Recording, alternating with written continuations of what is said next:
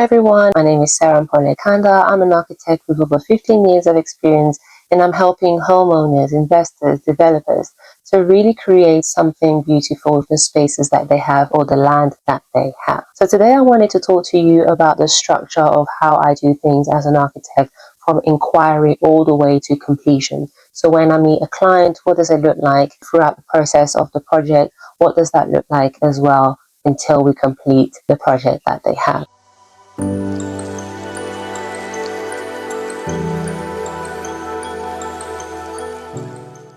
I will be showing you exactly what everything looks like in simple form so that you can understand the structure as well. And I hope that this is also helpful to others in the design field. So the first thing that usually happens is that I'll get a phone call from a potential client or potential prospect who will say that they either found me on Google as a local architect, or they saw my work maybe on YouTube, and they saw one of my videos on TikTok. But on Instagram, what I've noticed is that the people that have contacted me or have gotten in touch are mainly contractors or developers, but not necessarily homeowner clients. And I think that really proves that being on multiple platforms, you will get all sorts of attraction, all sorts of clients, and it's important overall to make yourself seen. So what I've definitely noticed in the field is that most architects are great designers, but we're not so great at managing projects.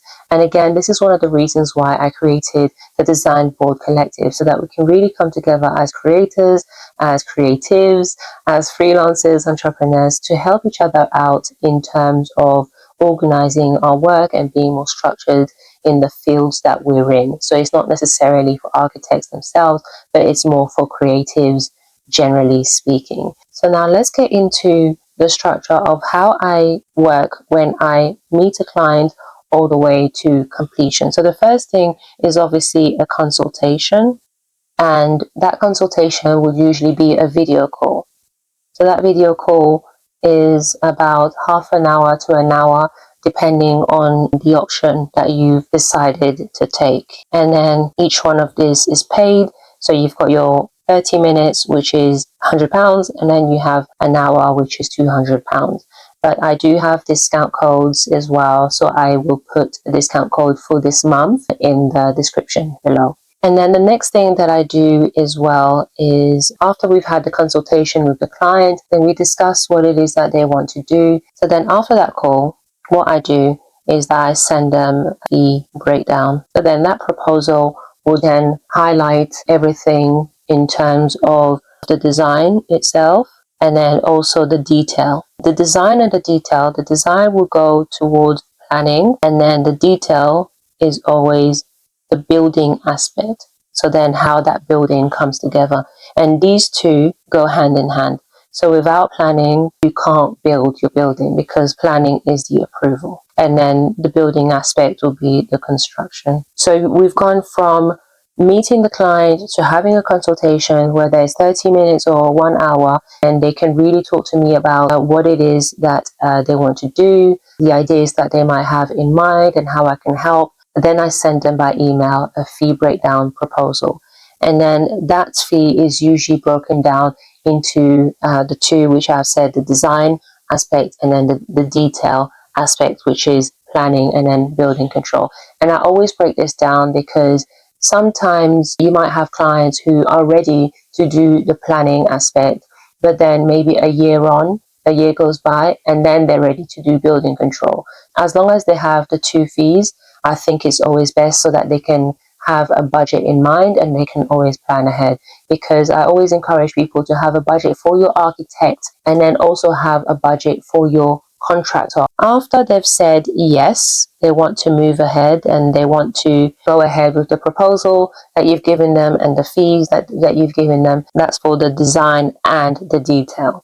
So it can range between that. It depends on whether they want me to design something that's just going to be an addition to the building, or they also want me to look at how they can change the internal layout of their home. So all of those things are taken into consideration. So hence why I said that's the range. So once they've said yes, once they're happy with the fee proposal and what I've said to them, what we've spoken about, then I go and meet them, do their property, and then I do a measured survey.